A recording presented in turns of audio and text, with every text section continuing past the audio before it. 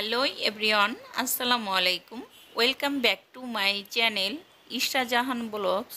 আশা করি আপনারা সবাই ভালো আছেন, আমরাও আলহামদুলিল্লাহ ভালো আছি। দেশ এবং প্রবাস থেকে এই মুহূর্তে আমার ভিডিও অন করছেন, আশা রাখি আপনারা সবাই মনোযোগ সহকারে আমার আজকের ভিডিওটি দেখবেন।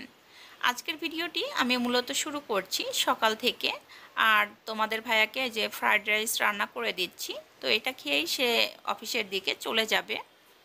তো এখন কিন্তু সে রেডি হয়ে গেছে, আর এখন তো দেখা যাচ্ছে সব সময় আকাশ মেঘলা থাকে, কিছুক্ষণ পর পর বৃষ্টি হয়। তো এখন কিন্তু প্রচুর মেঘ করেছে, আর তোমাদের ভাইয়া চিন্তা করতেছে যে সে যাবে কি না।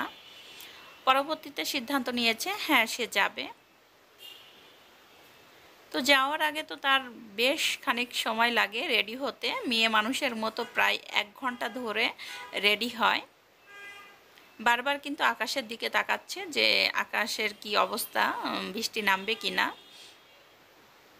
পরবর্তীতে আর ওয়েট করতে পারছে না, এখন আবার ফ্রিজ খুলে তালের বড়া এবং পিঠা খাওয়ার প্রস্তুতি নিচ্ছে।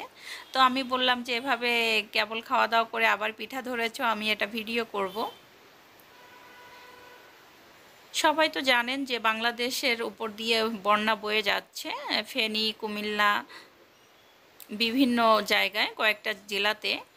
তো এই ভিডিওগুলো যখন আসলে দেখি অনেক বেশি খারাপ লাগে। আজকে একটা ভিডিও দেখেছিলাম, এক প্রবাসী ভাইয়ের বাবা ফেনীতে থাকে, সেখানে মারা গিয়েছে।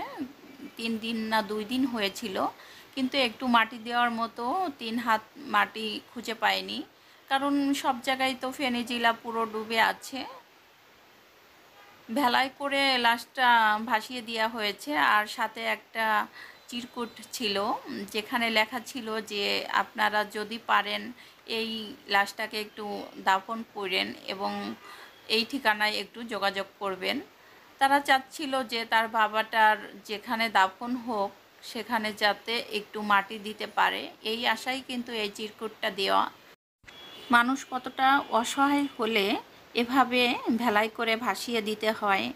আহারে জীবন আমাদের, এই জীবন নিয়ে আমরা কত অহংকার করি, কত দিমাগ করি, কত ধনী গরিব ভেদাভেদ করি, কিন্তু দেখতেই পারছেন তাদের কিন্তু টাকা পয়সা অর্থ কোনো কিছুরই অভাব ছিল না, কিন্তু তারপরেও লাশটা কিন্তু ভাসিয়ে দিতে হয়েছে পরিস্থিতির কারণে।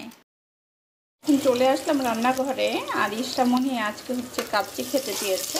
তো গ্যাস নেই, তারপরও চেষ্টা করতেছি যে মেয়েকে কাচ্চি রান্না করে দেওয়ার জন্য। প্রেসার কুকারটা নিয়েছি, আর দিয়ে দিয়েছি তেল, পেঁয়াজ, কাঁচামরিচ, দারচিনি, এলাচ, তেজপাতা। তো এগুলো একটু ব্রাউন কালার করে ভেজে নেব, তারপর অন্যান্য যে উপকরণগুলো আছে সেগুলো দিয়ে দিব। আদা, রসুন, মরিচের গুঁড়ো, লবণ, ধনে গুঁড়ো দিয়ে দিলাম।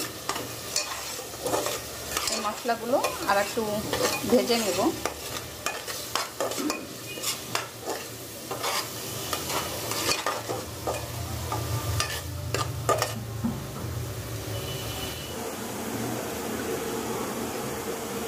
গোশগুলো এখানে ধুয়ে রাখা হয়েছে।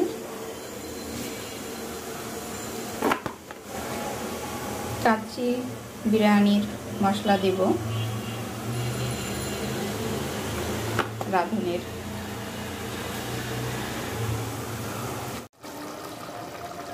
এখন হচ্ছে প্রেসার কুকারে ঢাকনা দিয়ে দিব।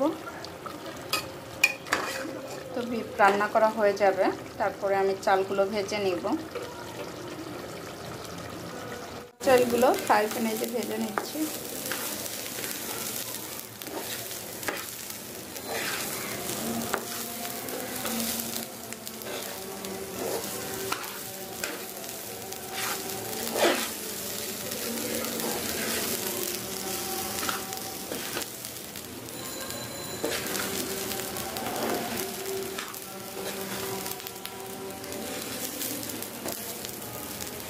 বেশ খানিক সময় ধরে আমি ভেজে নিব।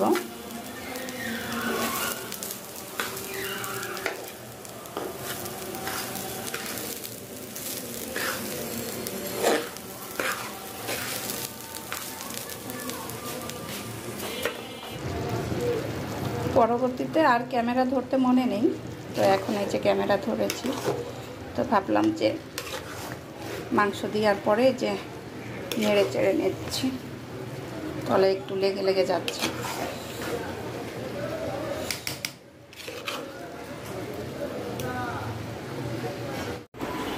দুপুরে খাবার খেতে বসে গেছি, তোমাদের ভাইয়া আর ইষ্টামণি খাবার খেতে বসে গেছে। আজকে হচ্ছে ইষ্টার পছন্দের খাবার রান্না করছি। কি রান্না করছি ইষ্টা, বলো? এসব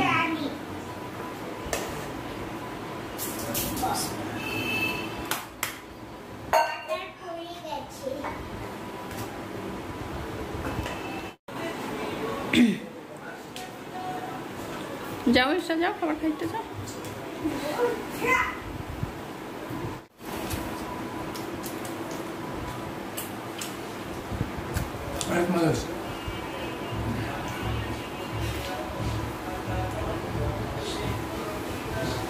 বাবা কেমন হয়েছে?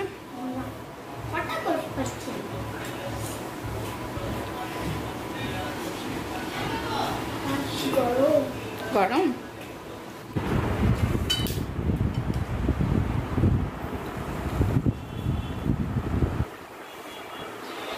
মজা খাবে।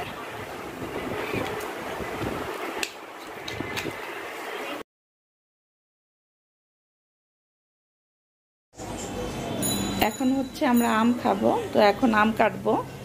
আর ইষ্টামণি হচ্ছে আম খেতে চাচ্ছে। আমগুলোর নাম আসলে জানি না, এটা হচ্ছে এক পদের আম আর এগুলো হচ্ছে আর এক পদের আম। এই দেখুন এইখানে ইষ্টামণি কি করছে, টুপি পরেছে। কেন, তোমার ভালো লাগতেছে? আম খাবে না? আসো আসো আসো।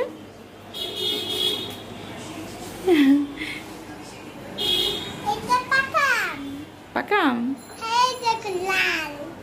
হলুদ হলুদ, ইয়েলো কালার। আম কেটে দিব। আর ইষ্টামণি তো আম খেতে খুব পছন্দ করে। তোমাদের ভাইয়া সব সময় ইষ্টামণির জন্য আম নিয়ে আসে। কে আম খাবে? কে?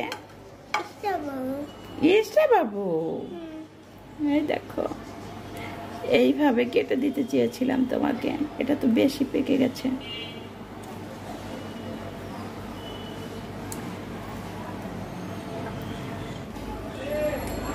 এই দেখো, দেখছো জাদু, ফুলের ডিজাইন করে দিয়েছি। ফুলের ডিজাইন করেছে।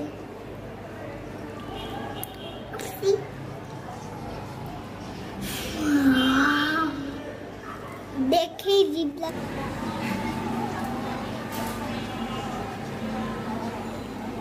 আমি এক পিচ আম খেয়ে নেই। আমি খাওয়া দিচ্ছি, তোমার নিজের হাতে খাও। না, আমি এটা ধরেই পুরোটা খাবো। এটা আমি পুরোটাই খাবো।